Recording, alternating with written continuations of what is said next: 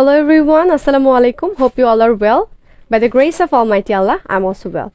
This is Rubina Tazin. I'm back again with another new live session which is about tense, and today we will discuss about part 3. আমরা গত ক্লাসে টেন্সের part 1 এবং 2 নিয়ে আলোচনা করেছি, অর্থাৎ টেন্সের প্রেজেন্ট টেন্স এবং পাস্ট টেন্স নিয়ে আলোচনা করেছি, এবং আজকের ক্লাসে আমরা ফিউচার টেন্স নিয়ে আলোচনা করব। আজকের ক্লাসটি করলে আশা করি আমরা টেন্সের প্রেজেন্ট, পাস্ট এবং ফিউচার এই তিনটা পার্ট সম্পর্কে বিস্তারিতভাবে সকল তথ্য জানতে পারবো, এবং ওভারঅল আমরা একটা প্রিপারেশন নিতে পারবো এই টেন্সের উপরে, যে আমরা এতদিন টেন্স নিয়ে কি শিখলাম। আজকের ক্লাসে আমরা ফিউচার টেন্স সম্পর্কে জানবো এবং ওভারঅল আমরা একটা এক্সাম দিয়ে দিব, এবং আমাদের ক্লাসেই আমরা একটু টেস্ট করে নিব যে নিজেদের স্কিলটাকে আমরা কতটুকু ডেভেলপ করতে পারলাম। So please do join the live and mention your friend and tell me from where you are watching me. So আমাদেরকে খুব ফাস্ট লাইভটি জয়েন করে ফেলতে হবে, বেশি বেশি করে শেয়ার দিতে হবে, আমাদের ফ্রেন্ডদেরকে মেনশন দিয়ে দিতে হবে, and if you want to learn something new then obviously you have to stay with us. Okay, যদি আমরা কিছু নতুন শিখতে চাই দেন অবভিয়াসলি আমাদেরকে এই ক্লাসটা স্টে করতে হবে, যাতে করে we can achieve something better to enrich our knowledge, not only our knowledge but also to achieve something very interesting, right? Okay, so আমরা সবাই জয়েন করে ফেলবো। শ্রাবন্তী বলেছে গুড ইভিনিং আপু। Good evening Srabanti, how are you? Okay, Alo বলেছে আসসালামু আলাইকুম আপু, how are you? I am fine dear, how are you? Okay, Ismatara বলেছে আসসালামু আলাইকুম আপু। ওয়ালাইকুম আসসালাম। আমরা সবাই বেশি বেশি আমাদের ফ্রেন্ডদেরকে মেনশন দিয়ে দিব, এবং আমরা কে কোথা থেকে লাইভ দেখছি একটু কমেন্ট করে জানিয়ে দিব। সো আজকের আমাদের আলোচনার বিষয় হচ্ছে ফিউচার টেন্স। আজকে আমাদের আলোচনার বিষয় ফিউচার টেন্স। ফিউচার টেন্স মানে আমরা জানি ভবিষ্যৎকে। সো এই ফিউচার টেন্স বা ভবিষ্যৎকাল নিয়ে অলরেডি আমরা কিছু জিনিসপাতি জানি, যে আমরা জানি আমরা বর্তমান যদি কোনো ঘটনা ঘটার প্ল্যান বা পরিকল্পনা না থাকে, বা এমন কোনো ঘটনা যদি না থাকে যেটা আমরা অতীতে ঘটিয়ে এসেছি, এই ধরনের সমস্যাগুলো বা এই ধরনের ফ্যাক্টরগুলো বাদ দিয়ে বাদবাকি যেই ধরনের ফ্যাক্টর থাকে, আই মিন আমরা যদি কোনো একটা ঘটনা ভবিষ্যতে ঘটবে বা কোনো একটা কাজ আমি ভবিষ্যতে করব, এই ধরনের টেন্স বা এই ধরনের সেন্টেন্স ইউজ করতে চাই, সেই ক্ষেত্রে আমরা যেই টেন্সটা ইউজ করব সেটা হচ্ছে আমাদের ফিউচার টেন্স, রাইট? মানে আমি কোনো একটি কাজ করার যদি ইচ্ছা পোষণ করি, সেই ক্ষেত্রে আমরা ফিউচার টেন্স বা ভবিষ্যৎকাল ব্যবহার করব। It was a primary instruction, it was a primary knowledge.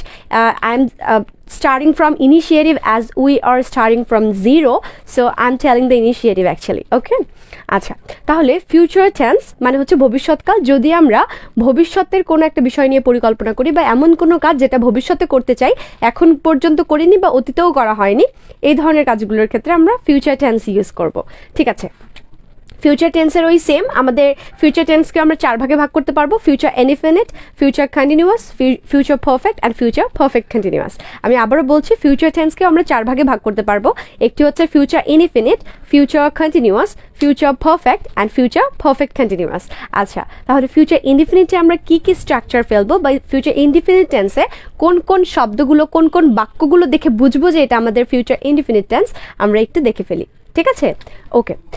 এই ফিউচার ইনডিফিনিট টেন্স চেনার উপায় হলো, ফিউচার ইনডিফিনিট টেন্স বাংলাতে চেনার উপায় হলো, যদি কোনো বাক্যের ভার্বের শেষে বো, বি, বো, বেন, বি বা বে এই ধরনের শব্দগুলো থাকে, বো, বেন, বি, বে এই ধরনের শব্দগুলো থাকে, তাহলে বুঝতে হবে যে সেটা হচ্ছে আমাদের ফিউচার ইনডিফিনিট টেন্স। আমাদের যদি বাংলা বাক্যের বা বাংলা বাক্যের শেষে, ভার্বের শেষে বা বাংলা বাক্যের ক্রিয়ার শেষে যদি বো, বেন, বি, বে এই ধরনের শব্দগুলো থাকে, তাহলে বুঝতে হবে সেটি হচ্ছে আমাদের কি ফিউচার ইনডিফিনিট টেন্স। এবং ইংরেজিতে চেনার উপায় হলো, যদি কোনো একটা ভার্বের শেষে বা কোনো একটা সেন্টেন্সে আমাদের টুমরো, নেক্সট উইক, কামিং এই ধরনের শব্দগুলো থাকে, যদি ইংরেজিতে আমাদের টুমরো, নেক্সট উইক, কামিং এই ধরনের শব্দগুলো থাকে, তাহলে বুঝতে হবে সেটা হচ্ছে আমাদের ফিউচার ইনডিফিনিট টেন্স। এই ফিউচার ইনডিফিনিট টেন্সের স্ট্রাকচারটা হলো শ্যাল অথবা উইল প্লাস ভার্বের বেস ফর্ম বা V1 ফর্ম, ভার্বের বেস ফর্ম বা V1 form and then object. তাহলে ফিউচার ইনডিফিনিট টেন্সের স্ট্রাকচার হচ্ছে, যদি ফিউচার ইনডিফিনিট টেন্স হয় তাহলে বাংলায় এটা চেনার উপায় হচ্ছে ব, বেন, বি, বে এগুলো থাকলে আমরা বুঝতে পারবো সেটা হচ্ছে আমাদের ফিউচার ইনডিফিনিট টেন্স।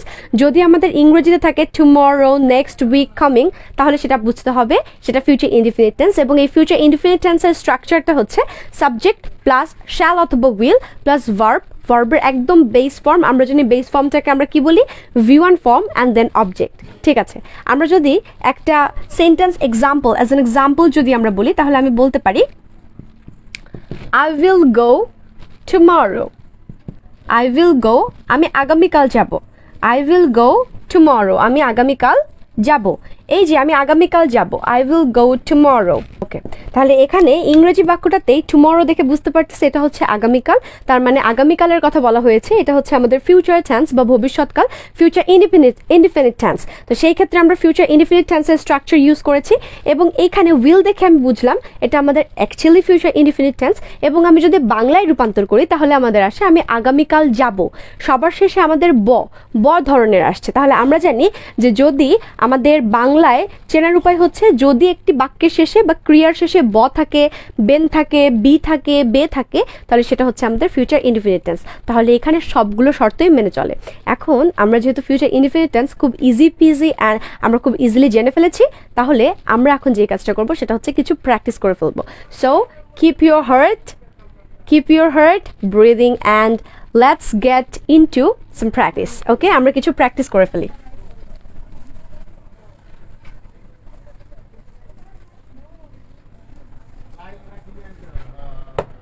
ওকে, আমরা একটু বেশি বেশি করে শেয়ার করে দিব যাতে আমাদের সব ফ্রেন্ড জয়েন হতে পারে, যাতে আমাদের সব ফ্রেন্ড জয়েন হওয়ার সুযোগ পায়, সেই জন্য আমাদেরকে একটু বেশি বেশি করে শেয়ার করে দিতে হবে।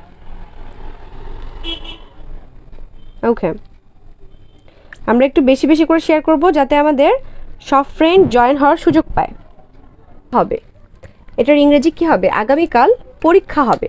এটাকে যদি আমরা ইংলিশে ট্রান্সলেট করতে চাই তাহলে সেই ক্ষেত্রে আমাদেরকে কি করতে হবে, আগামীকাল পরীক্ষা হবে, এটার ইংরেজি কি হবে আমাকে একটু ফার্স্ট কমেন্ট করে জানিয়ে দিতে হবে। Okay fine. সো আমি যদি বলি যে আগামীকাল পরীক্ষা হবে, তাহলে এটার উত্তর আমাদের কি হচ্ছে, এটার উত্তর হবে এক্সাম, পরীক্ষা, আগামীকাল পরীক্ষা, তাই না? দ্য এক্সাম উইল হেল্ড, হওয়ার ইংরেজি হচ্ছে হেল্ড মানে হচ্ছে হওয়া। The exam will held tomorrow. The exam will held tomorrow. আগামীকাল পরীক্ষা হবে। The exam will held tomorrow, আগামীকাল কি হবে, পরীক্ষা হবে। ঠিক আছে, আমরা যদি আরেকটা এক্সাম্পল করি তাহলে এটার ইংরেজি আমাদের কি হবে, এটা আমাদের একটা ইন্টারোগেটিভ সেন্টেন্স, রাইট? এটা আমাদের একটা ইন্টারোগেটিভ সেন্টেন্স। আমরা যদি বলি তুমি কি এটা করবে, এই ইন্টারোগেটিভ সেন্টেন্সের ট্রান্সলেশনটা আমাদের কি হবে, একটু ফার্স্ট কমেন্ট করে জানিয়ে দিতে হবে। ইসমত তারা বলেছেন exam will be tomorrow, no exam will held tomorrow. হওয়া, এখানে বি মানে আমরা জানি হওয়া, কিন্তু এখানে সে নিজে হওয়া নয়, এক্সামটাকে ঘটানো হয়। যেহেতু ঘটানো হয় সে নিজে নিজে হতে পারে না, এই জন্য এখানে আমাকে হেল্ড ইউজ করতে হবে। যদি আমি নিজেই হতে পারতাম তাহলে আমি বি ব্যবহার করতাম, কোনো অসুবিধা ছিল না। কিন্তু যেই জিনিসটা নিজে হতে পারে না তাকে ঘটানো হয়, ঘটিয়ে হওয়াতে হয়, সেক্ষেত্রে আমরা হেল্ড ইউজ করব। ঠিক আছে? আচ্ছা, ইসমত তারা বলেছেন উইল ইউ ডু ইট, তুমি কি এটা করবে, will you do it? Yeah, thank you dear, thank you for the correct answer, thank you, yes this is correct. আমরা বলতে পারি তুমি কি এটা করবে। আচ্ছা, তুমি কি এটা করবে, যে সবার পরে আমরা দেখতে পেলাম বে, তার মানে এটা আমাদের কি, এটা হচ্ছে আমাদের ফিউচার ইনডিফিনিট টেন্স। তাহলে এটা আমাদের শুরু হবে কি, উইল দিয়ে, বিকজ আমরা জানি ইন্টারোগেটিভ সেন্টেন্স অক্সিলারি ভার্ব দিয়ে স্টার্ট হয়। দ্যাটস ওয়াই আমরা এখানে কি দিয়ে শুরু করলাম, উইল দিয়ে শুরু করলাম। এখানে আমাদের সাবজেক্টটা কি, তুমি, উইল ইউ, করার ইংরেজি কি, ডিউ, কি করা, এটা করা। তাহলে উইল ইউ ডু ইট, তুমি কি এটা করবে। এটা তো খুব একটা ইজি ছিল, তাই না? এবার আমরা একটু কমপ্লেক্স এক্সাম্পলে যাব, একটু কমপ্লেক্স, বেশি না। এটা ঠিক আছে, তারা কি অংশগ্রহণ করবে পরীক্ষায়, বা তারা কি পরীক্ষায় অংশগ্রহণ করবে, দ্যাটস ইট। ওকে, এটার উত্তর কি হবে, একটু ফার্স্ট কমেন্ট করে দিতে হবে। শাহিনুর গাজী বলেছেন they will participate in the test, no আমরা এটা কিন্তু ইন্টারোগেটিভ সেন্টেন্স করছি, এখানে কিন্তু আমি একটা কোয়েশ্চেন মার্ক দিয়েছি। So you have to do it in the pattern of interrogative sentence. আমাদেরকে এটা কিন্তু ইন্টারোগেটিভ সেন্টেন্স এর প্যাটার্নেই করতে হবে, ঠিক আছে? আমরা এখানে একদম বিবৃতিমূলক বা স্টেটমেন্ট টাইপ একটা সেন্টেন্স মেক করলে হবে না।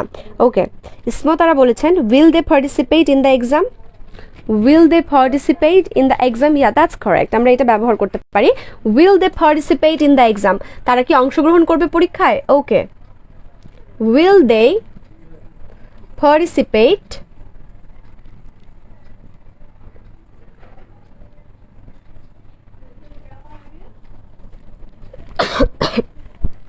alhamdulillah will they participate in the exam? আমরা এটা বলতে পারি will they participate in the exam, তারা কি অংশগ্রহণ করবে পরীক্ষায়? তাহলে আমাদের কি হবে? will they participate in the exam, ঠিক আছে? Okay fine. তাহলে আমরা এইভাবে ইন্টারোগেটিভ সেন্টেন্সের স্ট্রাকচারটা মেনটেন করে ফেলতে পারি এবং এইভাবে আমরা ফিউচার ইনডিফিনিট টেন্সও মেনটেন করে চলতে পারি, ঠিক আছে? সো আমাদের ফিউচার ইনডিফিনিট টেন্স অ্যান্ড পাশাপাশি interrogative in a form of future indefinite tense দুটোই আমরা একসাথে করে ফেলতে পারলাম। ওকে, এইখানে একটা কোয়েশ্চেন থেকে যায় যে আপু আমরা সবসময় উইল ব্যবহার করছি, আমরা কোন ক্ষেত্রে শ্যাল ব্যবহার করব নাকি শ্যালটা আমরা ব্যবহার করব না? Okay fine, so we can use shall instead of will, that's not a problem or that's not a big deal.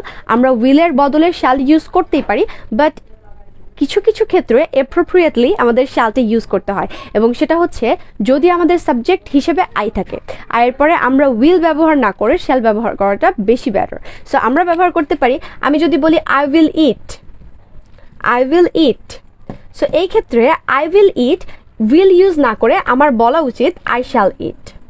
So this is more appropriate than I will eat. Okay, so আমরা যখন ব্যবহার করছি shall তখন আমাদের ensure করতে হবে যে তার সামনে আমাদের সাবজেক্টটা আই আছে নাকি, তাহলে এই জিনিসটা বা কন্ডিশনটা মোর বেটার হয়ে যায় বা দ্য কন্ডিশনটা it looks a better condition. Okay, so আমরা যখন আই ব্যবহার করব তারপরে আমরা শ্যাল ইউজ করতে পারি বা শ্যালের আগে আমরা আই ইউজ করতে পারি। সো সাবজেক্ট হিসেবে যখন আই থাকবে তখন আমরা চোখ বন্ধ করে শ্যাল ব্যবহার করতে পারি। আর আমরা এমনি ক্ষেত্রেও উইলের বদলে শ্যাল ব্যবহার করতে পারবো বা শ্যালের বদলে আমরা উইল ব্যবহার করতে পারবো। So we can use will instead of shall and we can use shall instead of will, so that's not a big deal. এবং আই থাকার সময় আমরা সবসময় shall ব্যবহার করব, so that's it. আচ্ছা, এখন যদি আমরা আসি ফিউচার কন্টিনিউয়াস টেন্স, আমরা এর আগেও কন্টিনিউয়াস টেন্সগুলোতে দেখেছি যে কন্টিনিউয়াস মানেই হচ্ছে ভার্বের সাথে আইএনজি, এখানেও তার ব্যতিক্রম নয়। সো আমাদের কোনো কাজ যদি ভবিষ্যতে চলতে থাকবে এমন বোঝায়, ভবিষ্যতে চলতে থাকবে এমন বোঝায়, ভবিষ্যতে চলতে থাকবে, আমরা অবশ্যই খুব সুন্দর করে নোট করব এবং পেজে পোস্ট করে দিব, ঠিক আছে? ভবিষ্যতে চলতে থাকবে এমন বোঝালে তা হবে আমাদের ফিউচার কন্টিনিউয়াস। সাচ অ্যাজ আমরা বলতে পারি যে আমি ভবিষ্যতে চাকরি করতে থাকব, ভবিষ্যতে আমি পিৎজা খেতে থাকব, ভবিষ্যতে আমি পড়াশোনা করতে থাকব। এই যে বিষয়গুলো যেগুলো আমরা ভবিষ্যতে করতে থাকবো, এই যে ভবিষ্যতে আমরা এখনো করিনি বা অতীতে করে আসিনি, আমরা ভবিষ্যতে করব ভেবেছি বাট ভবিষ্যতে কন্টিনিউয়াসলি করব, অবিরতভাবে করব, এই ধরনের টেন্সগুলো বা এই ধরনের বাক্যগুলো আমরা ফিউচার কন্টিনিউয়াস টেন্স দিয়ে তৈরি করব বা ফিউচার কন্টিনিউয়াস টেন্স অ্যাপ্লাই করে এই ধরনের সেন্টেন্সগুলো আমরা মেক করব। এটার স্ট্রাকচার হিসেবে আমরা নিতে পারি সাবজেক্ট প্লাস শ্যাল অথবা উইল প্লাস বি প্লাস ভার্বের সাথে আইএনজি। এই ক্ষেত্রে আমাকে মাথায় রাখতে হবে এখানে আছে আমাদের স্ট্রাকচার হিসেবে সাবজেক্ট প্লাস শ্যাল অথবা উইল প্লাস বি প্লাস ভার্বের সাথে আইএনজি অ্যান্ড দেন অবজেক্ট, ঠিক আছে? আমরা যদি একটা বাংলা সেন্টেন্স নেই তাহলে আমাদের বিষয়টা এমন দাঁড়াবে, বাংলা সেন্টেন্স নিলে হয়তো আমাদের কাছে বিষয়টা, আচ্ছা ফার্স্ট অফ অল আমরা একটা এক্সাম্পল নিয়ে নেই। আমি বলতে পারি আই শ্যাল বি রিডিং, আমি কি পড়তে থাকবো, আই শ্যাল বি রিডিং, আমি পড়তে থাকবো। তাহলে ভবিষ্যতে চলতে থাকবে এমন কাজ বোঝালে সেটা ফিউচার কন্টিনিউয়াস এবং স্ট্রাকচারটা হচ্ছে সাবজেক্ট প্লাস শ্যাল অথবা উইল প্লাস বি প্লাস ভার্বের সাথে আইএনজি অ্যান্ড দেন অবজেক্ট এবং এক্সাম্পল ওয়াইজ আমরা বলতে পারি আই শ্যাল বি রিডিং, আমি পড়তে থাকবো, ঠিক আছে? এবার যদি আমি একটা বাংলা সেন্টেন্স দিই, you have to translate it into English. Okay, so আমরা যদি বলি পাখিরা গান গেতে থাকবে, পাখিরা গান গাইতে থাকবে, পাখিরা গান গাইতে থাকবে, তাহলে এটা ইংরেজি কি হবে? পাখিরা গান গাইতে থাকবে, তাহলে এটার ইংরেজি কি হবে? ওকে, আমরা যদি বলি যে পাখিরা গান গাইতে থাকবে, তাহলে এটার ইংরেজি কি হবে? আচ্ছা, শ্যালের ব্যবহার কি শুধু ফার্স্ট পারসন সিঙ্গুলার নাম্বারে হয়? বিষয়টা এমন নয় যে শ্যালের ব্যবহার শুধু ফার্স্ট পারসন সিঙ্গুলার নাম্বারে হয়। শ্যালের কিছু স্পেসিফিক ব্যবহার আছে, এই বিষয় নিয়ে আমি হয়তো বা ভবিষ্যতে আরও বিস্তারিত আলোচনা করব। এখন আপাতত আমরা এই বিষয়টাতে কনসেন্ট্রেট করি, অ্যান্ড দেন শ্যালের বিষয় নিয়ে হয়তো আমি ভবিষ্যতে বিস্তারিত একটা আলোচনা দিব, যাতে করে শ্যাল নিয়ে আমাদের আর কোনো কনফিউশন থাকবে না, ইনশাল্লাহ। আফিয়া মাবিহা বলেছেন birds will be singing. Birds will be singing, পাখিরা গান গাইতে থাকবে। Birds will be singing song, পাখিরা গান গাইতে থাকবে। ইয়া, উই হ্যাভ টু ইনক্লুড গান, song, we have two include song. আমরা এখানে সংটা কিন্তু ইনক্লুড করিনি আফিয়া। ওকে, ইসমা তারা বলেছে birds will be singing song. Okay, the birds will continue to sing. No no, not like that, not continue to Singh.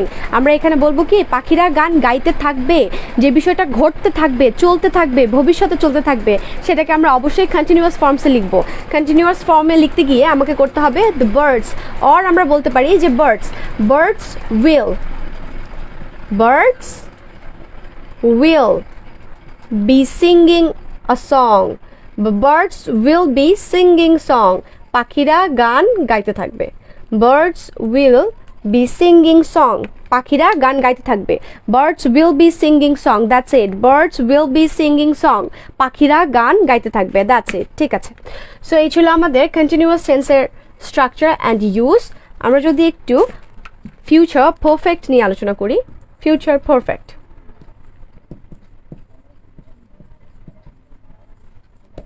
Future perfect, ওকে।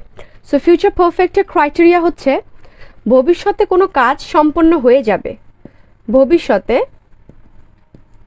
কোনো কাজ সম্পন্ন হবে এমন বোঝাতে। ভবিষ্যতে কোনো কাজ সম্পন্ন হয়ে যাবে,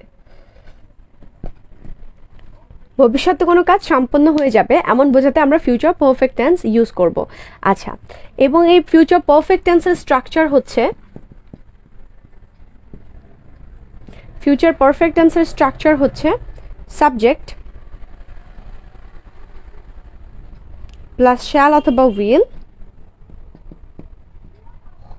অথবা শ্যাল নট অথবা উইল নট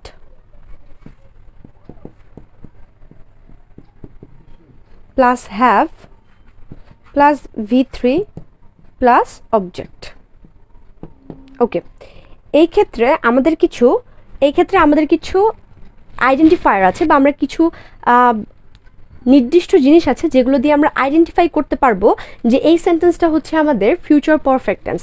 এই নির্দিষ্ট করার জন্য যে বিষয়গুলো আমাদের লাগবে, বা যেই ওয়ার্ডগুলো দেখলে আমরা বুঝবো যেটা হচ্ছে আমাদের ফিউচার পারফেক্ট টেন্স, সেই ওয়ার্ডগুলো হচ্ছে we can say by that time, we can say by that time, by the end, by next, by then।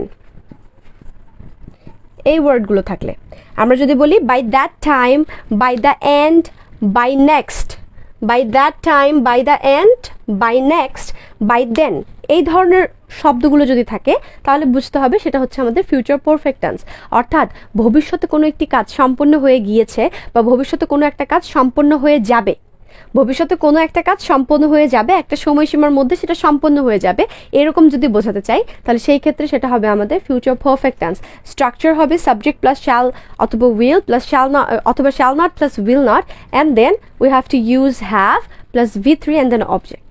Okay, and আমরা যদি কিছু নির্দিষ্ট শব্দ দিয়ে বুঝতে চাই তাহলে আমাদের দেখতে হবে by that time, by the end, by next and by then. এই ধরনের শব্দগুলো, এই শব্দগুলো দিয়ে আমরা বুঝতে পারবো যে সেটি হচ্ছে আমাদের কি ফিউচার পারফেক্ট টেন্স। ওকে, আমরা যদি একটা এক্সাম্পল দেখে ফেলি তাহলে আমাদের কাছে বিষয়টা আরো বেশি ক্লিয়ার হয়ে যাবে।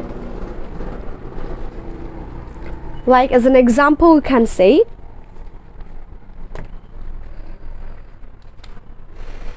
okay, by the time she arrives, by the time by the time she arrives, যেই সময় ধরে সে ঘুম থেকে ওঠে বা সে ওঠে, by the time she arrives বা arise, by the time she arises, okay, by the time she arises, because she হচ্ছে third person singular number, that's why ভার্বের সাথে আমাকে এস অথবা ইয়েস যোগ করতে হবে। সো আমরা বলতে পারি by the time she arises, by the time she arises we will have finished our homework, we will have finished our homework, by the time she arises we will have finished our homework. Okay, so আমরা জানতাম যে আমাদের কি করতে হবে, subject plus shall অথবা will plus have, then V3 and then আমাকে object ব্যবহার করতে হবে। সো সবগুলো ক্রাইটেরিয়া এখানে মেইনটেন করে চলে। এই যে আমরা এখানে বাই দ্য টাইমও পেয়ে গেলাম, বাই দ্য টাইম মানে সে যেই সময় ওঠে, by the time she arises we will have finished our homework, আমাদেরকে কি করতে হবে, আমাদের হোমওয়ার্কটা বা আমাদের কাজটা শেষ করতে হবে। By the time she arises we will have finished our homework, আমাদেরকে কি করতে হবে, আমাদের কাজটা শেষ করতে হবে। ওকে, ঠিক আছে। তাহলে আমরা যদি একটু ফিউচার পারফেক্ট বাদ দিয়ে আমরা যদি একটু ফিউচার পারফেক্ট কন্টিনিউয়াস নিয়ে আলোচনা করি, then we can say future perfect continuous. আমরা যদি একটু ফিউচার পারফেক্ট কন্টিনিউয়াস নিয়ে আলোচনা করি, দেন উই ক্যান সে ভবিষ্যতে কোনো কাজ হওয়ার পূর্বে আরও একটি কাজ হয়ে আসতে থাকবে, ভবিষ্যতে কোনো একটি কাজ হওয়ার পূর্বে, ভবিষ্যতে কোনো একটি কাজ হওয়ার পূর্বে, ভবিষ্যতে কোনো একটি কাজ হওয়ার পূর্বে আরেকটি কাজ হয়ে আসতে থাকবে, আরেকটি কাজ হয়ে আসতে থাকবে। তাহলে এই ধরনের বোঝালে যদি ভবিষ্যতে কোনো একটি কাজ হওয়ার পূর্বে আরও একটি কাজ হয়ে আসতে থাকবে এই ধরনের বোঝায়, সেই ক্ষেত্রে আমাকে future perfect continuous tense use করতে হবে। আমি আবারও বলছি, ভবিষ্যতে কোনো একটি কাজ হওয়ার পূর্বে আরও একটি কাজ হয়ে আসতে থাকবে, যদি এই ধরনের বোঝানো হয় সেক্ষেত্রে আমাদের future perfect continuous tense use করতে হবে। Okay, so future perfect tense continuous tense এর স্ট্রাকচার হচ্ছে সাবজেক্ট প্লাস শ্যাল অথবা will plus have bin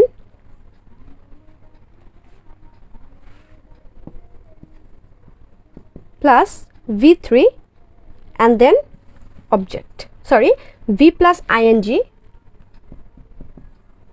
and then object. Okay, so আমরা কি জানলাম, ফিউচার পারফেক্ট কন্টিনিউয়াস টেন্সের স্ট্রাকচার হচ্ছে সাবজেক্ট প্লাস শ্যাল অথবা উইল, সাবজেক্ট প্লাস শ্যাল অথবা will plus have been plus ভার্বের সাথে আইএনজি অ্যান্ড দেন অবজেক্ট। ঠিক আছে, so that was our structure of future perfect continuous tense.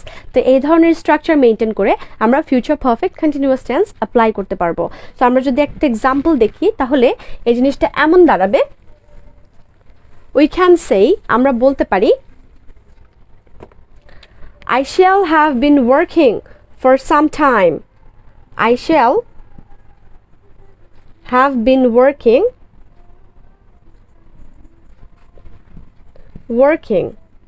I shall have been working for some time. I shall have been working for some time before you come.